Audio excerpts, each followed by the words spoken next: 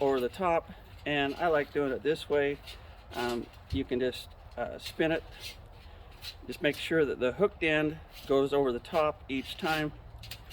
And we've got a couple started. Rather than have this one fall off, we're going to go ahead and install this one as well.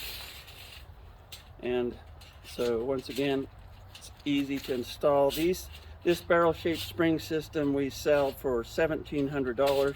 Comes with a bumper at the end for your trolleys to run into, and 10 springs, 10 spacers, $1,700, and installs within minutes. It installs within minutes rather than hours.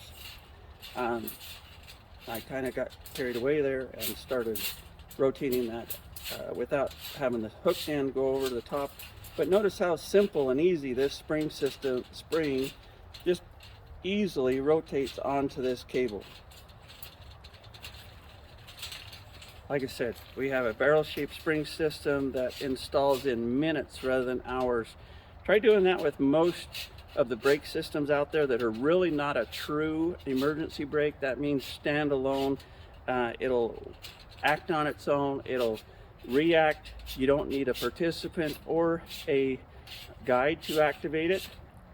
And just a little information, participants are not required to stop themselves. That's your job. So in my opinion, a $1,700 Zipline brake system is a much better way to go than having a lawsuit or an accident because you weren't doing your due diligence. Now, one thing you want to do is you want to size your spring system for your Zipline. Get your speed calculations. Very simple to evaluate a Zipline. There's a Garmin watch, a simple watch can tell you what your maximum speed is, your overall speed. It'll track you the whole way. I actually have one here in my pocket. I think I paid a couple $100 for it. You just swipe it one way, you have a running mode, and you start your Zipline, you start going down it. Now it's keeping track of the time, it's keeping track of your speed, and then when you're at the end, you just stop it. And then it tells you how long it took you. It'll tell you how fast you were going, your maximum speed. And then if you have the length of the Zipline, you do a distance over time calculation. That'll give you a beginning and a final speed. Ziplines are a lot like gravity. Petzl, I once talked to Petzl, and they told me that their trolley was rated at 95% gravity. So you can basically take your speed and you can times it by 0.95, and that'll be what their trolley claims to be able to do.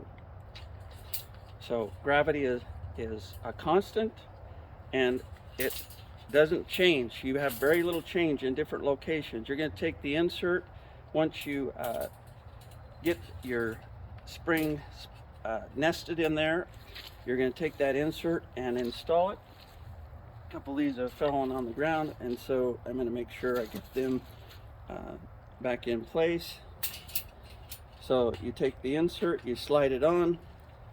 You're going to take and rotate the spring hooks into a nesting location. This camera that I'm wearing will show a lot better view of that. You're going to take the other side and you're going to rotate it in, and it just nests right inside there. Notice how that nests. Now you take your insert and you can just simply slide it in, press it in, it's there. Same with this one.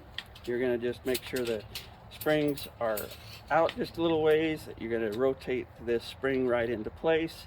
You're going to take the other end, you're going to rotate it into place.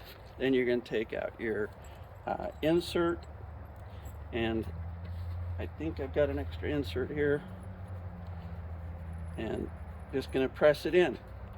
Very simple, very easy. And I have a 15-page manual that I require you to read and review and sign, because I want to make sure that you know how to install my brake system. If you don't get the screws in, these things come right off. So that's why we recommend putting all 3 screws in.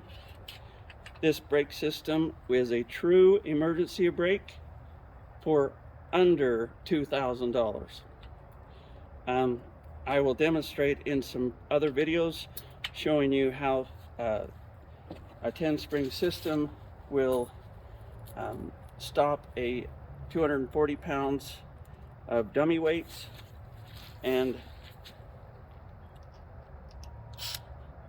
still be safe for every action. So I'm going to go ahead and put the screws in on all these spacers I just installed. Once again, you can install a barrel-shaped spring system in minutes rather than hours.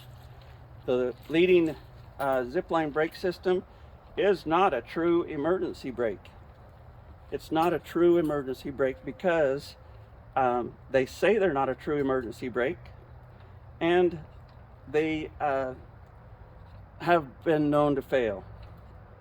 There's several components that can go wrong, and that's why they don't allow them to be a true emergency brake. Although they do claim that if you have 2 of them, that's about $9,000, and you have 2 of them, then they claim that they can be a emergency brake. But then that's 2 that you have to install, 2 that you have to